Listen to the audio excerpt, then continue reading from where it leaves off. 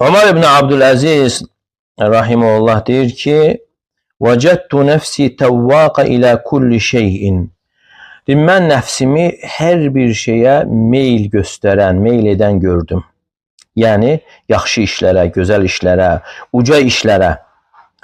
Nəfsimə deyir, cənnəti verdiyim zaman bundan sonra başqasını istəmədi. Və ona görə insan nəfsinə cənnəti xatırlatmalı, cənnət üçün çalışmasını xatırlatmalıdır. İbn-i Cevzi rahimehullah buyurur ki: وَلَمْ أَرَى فِتْنَةً أَسْرَى فِي الْهَلَاكِ مِنَ الْاِفْتِتَانِ بِكَثْرَةِ النِّسَى. İnsanı həlaka aparan fitnələr içərisində qadın fitnəsindən daha sürətli bir fitnə görmədim. Yəni, insanın qadın fitnəsinə tez düşməsi və bu da insana böyük bir şər gətirir.